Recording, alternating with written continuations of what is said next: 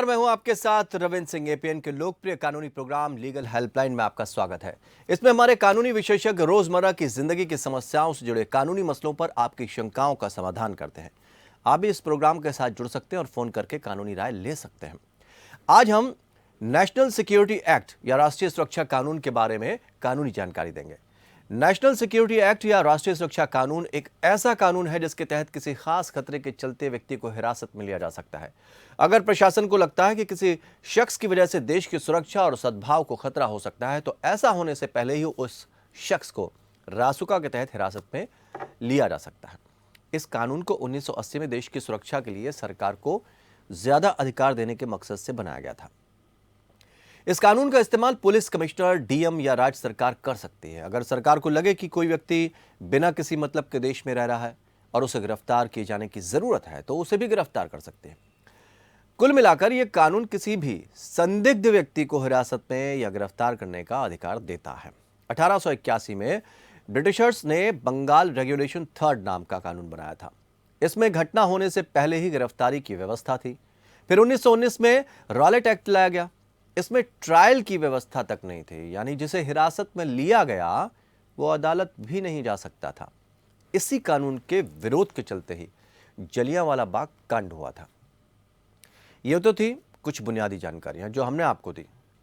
राष्ट्रीय सुरक्षा कानून या रासुका से जुड़ी जानकारी विस्तार में आज के हमारे कानूनी विशेषज्ञ और अधिवक्ता और एओआर डॉक्टर स्वाति जिंदल गर्ग जी आपको जानकारी देंगे। लेकिन हम स्वाति जी के पास जाएं उससे पहले हम आपको झारखंड लिए चलते हैं, जहां पर इस समय झारखंड के मुख्यमंत्री हेमंत सोरेन संबोधित कर रहे हैं।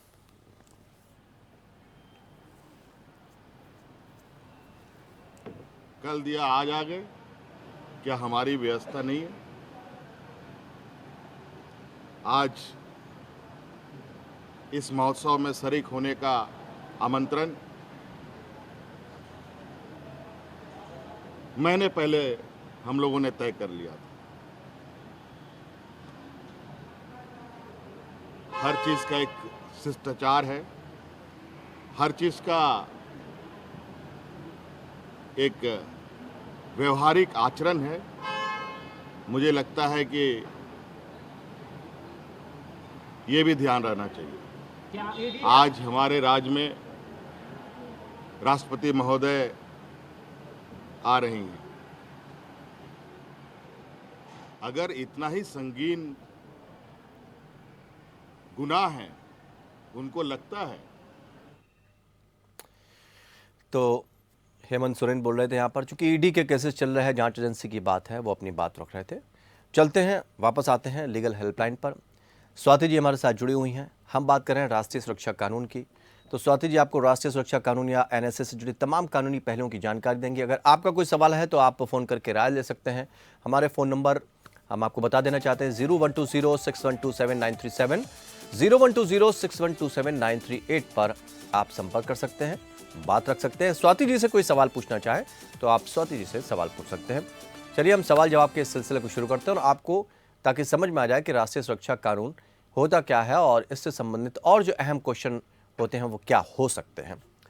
तो स्वाति जी, हम सवाल जवाब के सिलसिले को शुरू करते हैं, और हमारी भी ये कोशिश रहेगी कि हम आपसे और बेहतर तरीके से इस कानून की जानकारी ले सकें और जो हमारे दर्शक जुड़े हैं उनको भी जानकारी मिल पाए।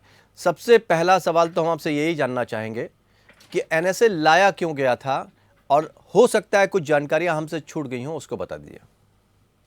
वैसे तो आपने बहुत अच्छी तरह समझाया है कि एनएसए क्यों लाया गया था जी। पर शुरू में मैं इस बात से शुरुआत करना चाहूंगी कि एनएसए से पहले भी जी। प्रिवेंटिव डिटेंशन के लिए काफी सारे एक्ट लाए गए थे। जी। शुरुआत आपने बताया था बंगाल प्रेसिडेंसी से, उसके बाद रॉलेट एक्ट जिसमें जो बहुत मशहूर हुआ था जलियांवाला बाग के कारण। उसमें उस एक्ट की जो पंच लाइन थी वो थी, ना अपील, ना वकील, ना दलील। सबसे जी। बड़ी प्रॉब्लम उस एक्ट में यही थी कि अगर आपको किसी भी संदिग्ध कारण, आपकी संदिग्ध गतिविधियों के चलते आपको गिरफ्तार किया जाता है, तो ना आपके पास कोई अपील का ऑप्शन है, ना आप कोई वकील कर सकते हैं, ना ही आपको कोई दलील पेश करने का मौका दिया जाएगा। आपको सीधा जेल होगी। ओके। उसके बाद फिर ये जो नेशनल सिक्योरिटी एक्ट लाया गया जो कि 1980 में आया, इस इससे पहले इसी तरह का एक और कानून था, मीसा जिसको हम बोलते हैं शॉर्ट में, जी। Maintenance of internal security act. ये जी। 1971 में आया था और 1977 तक चला। भारत में केवल 3 साल का पीरियड था, 1977 से लेके 1980 तक का, जी। जब कोई भी प्रिवेंटिव डिटेंशन टाइप का कानून नहीं था। अब ये प्रिवेंटिव डिटेंशन क्या होती है? जी।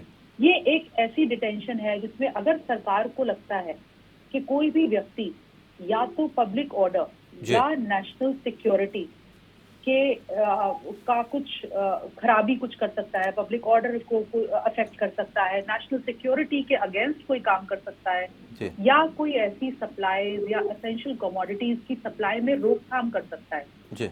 अगर ऐसा अंदेशा है कि ये मनुष्य कुछ ऐसा कार्य करने वाला है, तो इससे पहले कि वो ऐसा कार्य करे, उसको रोका जा सके, इसलिए प्रिवेंटिव डिटेंशन के अंडर उसको जी। जेल कर दी जाती है। जी। तो नेशनल सिक्योरिटी एक्ट 1980 का बेसिक जो मकसद है वो यही है कि ऐसे व्यक्ति जो national law and order, public order, supplies of essential commodities में कोई भी अड़चन डालें, इससे पहले उनको अंदर कर दिया जाए, उनको जी। इस कार्य को करने से प्रिवेंट किया जाए, रोका जाए। जी। यही काम हम जो कहते हैं मोटे तौर पर नेशनल सिक्योरिटी एक्ट 1980 करता है हमारे लिए। जी। और ये एनएसए के लिए ये भी कहा जाता है कि 3 भाग भी इसके होते हैं, उसको भी थोड़ा सा समझा दीजिए। देखिए, प्राइमरीली इसके जो 3 भाग हैं, एक मिसलेनियस है, एक रिलेटेड टू मिलिट्री है, एक अगेन नेशनल सिक्योरिटी है। तो मोटा-मोटा अगर हम तौर पर देखे जाएँ तो इसके जो 3 भाग हैं, ये इसी से रिलेटेड हैं कि हमारी कोई भी नेशनल सिक्योरिटी हार्म ना हो, हमारे जो फॉरेन रिलेशंस हैं, बाकी जो दूसरे देश हैं, उनसे इंडिया के जो रिलेशंस हैं, उसमें कोई अड़चन ना आए, वो बने रहें। जी। कोई भी व्यक्ति कुछ ऐसा ना कर जाए जिससे हमारे अपने जो नेबरिंग कंट्रीज़ हैं या दूसरी कंट्रीज़ हैं, उससे हमारे रिलेशंस खराब हों। हमारी मिलिट्री ताकत पर कोई विपरीत प्रभाव ना पड़े। जी। इसी सब से यही सारे पार्ट्स मिलकर नेशनल सिक्योरिटी एक्ट बनाते हैं। प्राइमरीली इसमें 18 सेक्शंस हैं जो इन सभी चीज़ों को कवर करते हैं। बहुत अच्छी तरह से आपने बताया। और ये भी जानना चाहेंगे कि वो कौन से अपराध हैं, यानी किन अपराधों पर एनएसए के तहत कार्रवाई की जा सकती है? देखिए, मैं इसके लिए आपको कुछ एग्ज़ाम्पल्स देना चाहूँगी। आपने देखा होगा कि अभी कुछ समय पहले जब कोरोना वायरस से ग्रस्त था सारी दुनिया जी। और हमारा देश, तो इंदौर में कुछ डॉक्टर्स पे पथराव किया गया था। जी। ये वो डॉक्टर्स थे जो लोगों का कोरोना वायरस टेस्ट या उनका ट्रीटमेंट करने जा रहे थे। जी। अब ऐसे में ऐसी सिचुएशन जब सब लोग कोरोना वायरस से पीड़ित हैं और हमारी बहुत बड़ी ज़रूरत थी कि जो अफेक्टेड पॉज़िटिव लोग हैं उनको कंट्रोल किया जाए, उनका इलाज किया जाए, ये पता लगाया जाए कि कौन-कौन लोग पॉज़िटिव हैं।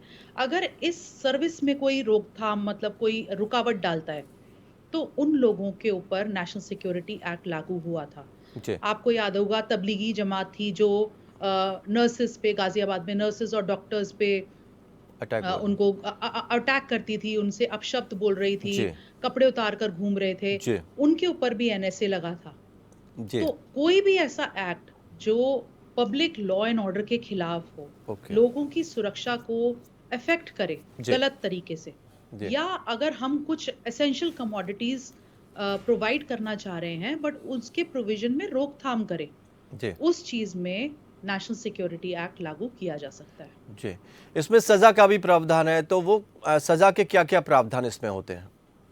देखिए, इसमें तो डिटेंशन होगी सीधा, जी। जो भी संदिग्ध व्यक्ति है उसको सीधा जेल किया जाएगा। जी। कितने समय के लिए जेल किया जाएगा इसका प्रावधान भी है।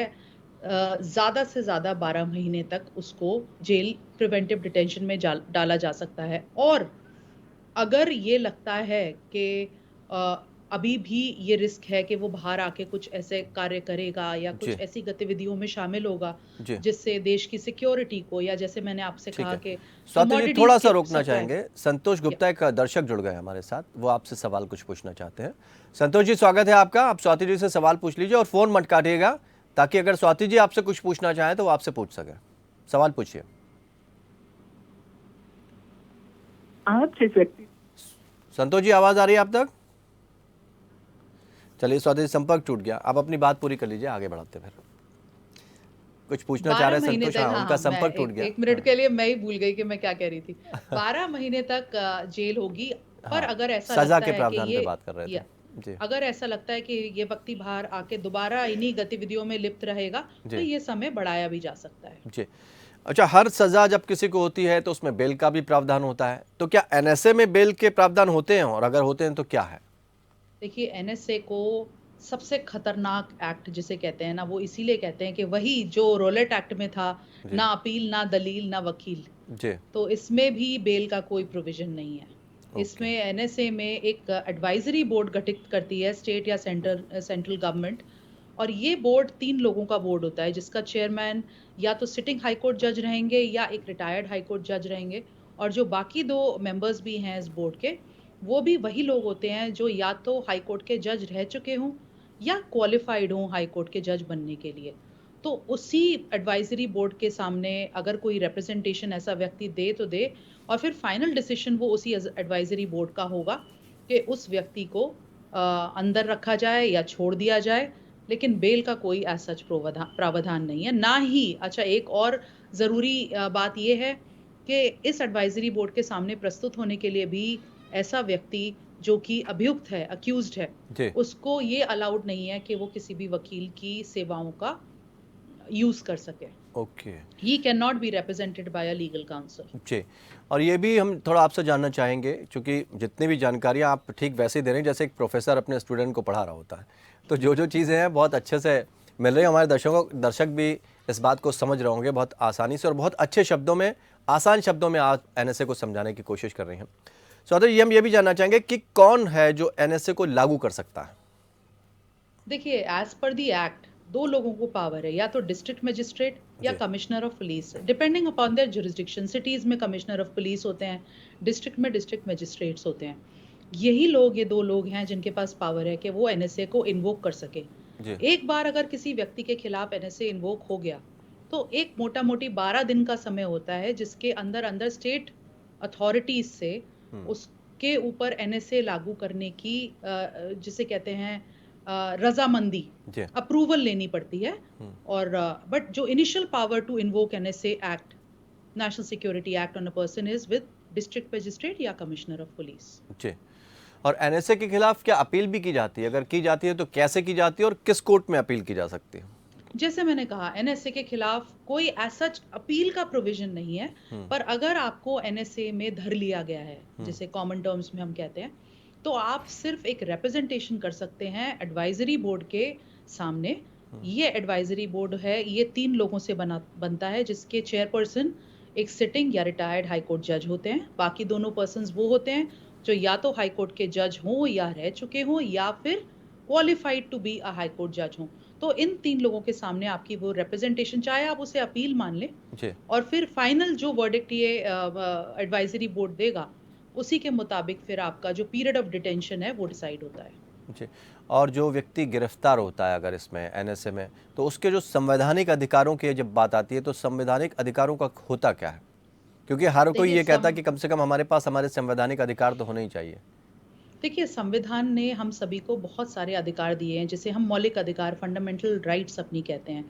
पर जहां बात हमारी देश की सिक्योरिटी की आती है, जी। वहां पर कहीं ना कहीं ये जो अधिकार हैं, ये एक तरीके से इनके चारों तरफ एक रेखा बना दी जाती है। जी।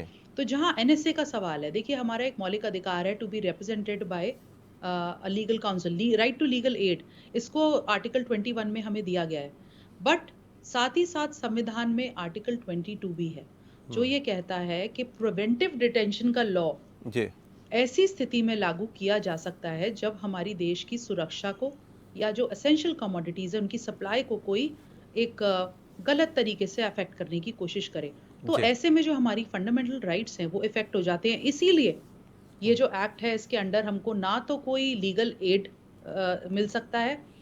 एक सबसे बड़ी बात ये भी है, देखिए, अगर हम जो नॉर्मल अपने आईपीसी के लॉज देखते हैं, डे टू डे लॉज जो हमारे हैं, जी। आपने सुना होगा कि भाई, ओके, पुलिस ऑफिसर साहब, आप मुझे अरेस्ट कर रहे हैं, बट आप वारंट दिखाएं, आप हाँ, मुझे राइट। कारण बताएं, आप ग्राउंड्स बताएं, आप किस ग्राउंड पे मुझे अरेस्ट कर रहे हैं। बट एनएसए में कोई ग्राउंड्स नहीं चलते, कोई बेल नहीं चलती, क्योंकि एनएसए एकमात्र ऐसा एक्ट है जिसमें बिना कारण बताए आपको अरेस्ट किया जा सकता है। यहाँ तक कि 10 दिन के लिए आपको डिटेन किया जा सकता है, बिना ये बताए कि आपको आखिर डिटेन क्यों किया जा रहा है। जी। और हो सकता है कि आपके खिलाफ जो सबूत मिले हों, उस बेसिस पर आपको स्टेट आगे भी ना बताए कि आपको क्यों डिटेन किया जा रहा है। इसीलिए कई बार इस एक्ट का काफ़ी मिसयूज़ भी होता है। जी, स्वाति जी, सवाल जवाब के सिलसिले को आगे बढ़ाते हैं और अब हम ये भी जानना चाहते हैं, कहा जाता है कि एनएसए जो है वो ड्रैकोनियन लॉ है, क्यों और कैसे, और इसका गलत इस्तेमाल भी हो सकता है क्या?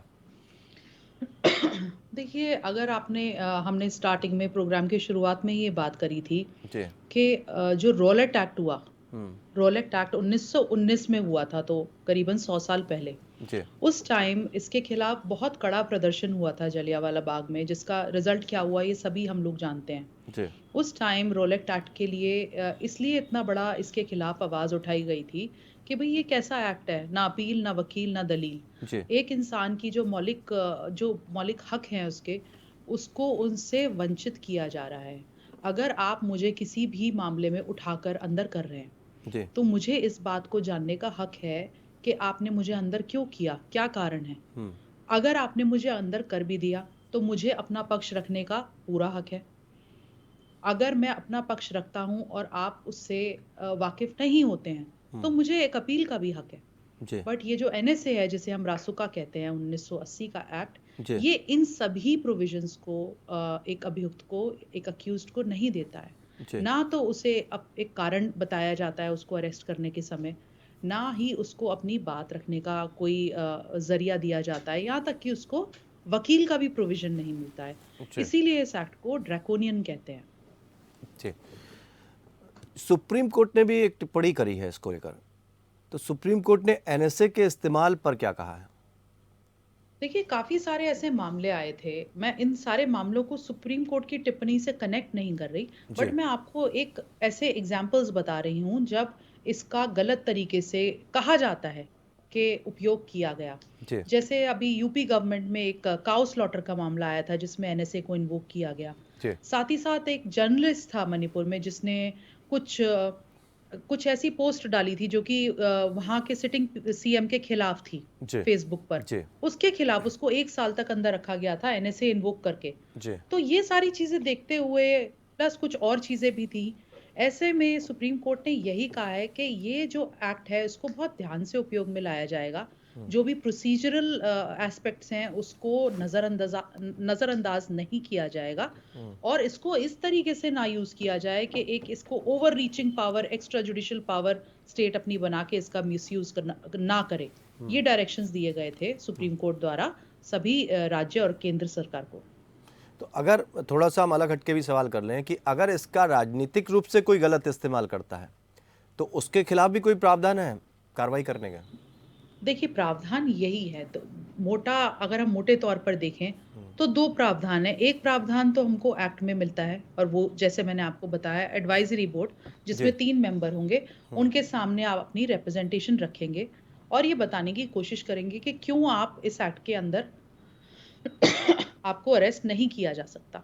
जी। दूसरा जो प्रावधान है हमारे पास, वो ये है कि हमारे पास रिट है, जी। जैसे कि हेबियस कॉर्पस रिट, कि ओके, अगर ठीक। कोई इंसान को बिना जी। किसी कारण अपनी डिटेंशन में रख लिया गया है, तो फिर एक हेबियस कॉर्पस रिट आप लगाएंगे before the concern court, high court या सुप्रीम कोर्ट, ये जानने के लिए कि भाई वो इंसान कहाँ है, उसे पेश किया जाए, हमें पता तो चले कि उसका क्या हुआ। जी। तो ये 2 प्रावधान हमारे पास हैं इस एक्ट के लिए। और एनएसए के गलत इस्तेमाल को रोकने के लिए कुछ सेफगार्ड्स भी हैं क्या? बिल्कुल यही सेफगार्ड्स अच्छा, हैं ये कि जो ठीक। एडवाइजरी बोर्ड है, वो जो प्रोसीजर है उसको जिस तरीके से एक्ट में बताया गया है उसी तरीके से करे। एक्ट कहता है कि भाई आपने कारण नहीं बताया किसी को अरेस्ट करते समय, 5 दिन तक आप कारण ना बताएं, ज्यादा से ज्यादा 10 दिन तक कारण ना बताएं। पर उसके बाद भी अगर आप कारण नहीं बता रहे, तो आपके पास कारण होना चाहिए कि आपने क्यों वो कारण डिस्क्लोज नहीं किए। जी। अगर डीएम ने या फिर कमिश्नर ऑफ पुलिस ने ऑर्डर कर दिया है किसी की preventive detention under NSA, then appropriate authorities से उसकी पुष्टि करानी पड़ेगी विद इन 12 डेज। यही सारे सेफ गार्ड्स जो हैं वो they are there in the NSA. कभी कभी सवालों का रिपीटिशन और जवाबों का रिपीटिशन भी बहुत मदद कर देता है स्वाति जी। बहुत बहुत शुक्रिया। बिल्कुल। बहुत बहुत शुक्रिया तमाम जानकारी देने के लिए। आपने एनएसए को लेकर हमें जानकारियाँ दी, बहुत बहुत धन्यवाद आपका, बहुत बहुत आभार हमारे साथ जुड़ने का। तो दर्शकों, आपने सुना कि एनएसए क्या होता है, इसमें क्या क्या प्रावधान हो सकते हैं, किस तरह से गिरफ्तारी हो सकती है, इसको हमने आज जानने की कोशिश की। आज के इस कार्यक्रम में फिलहाल इतना ही। नमस्कार।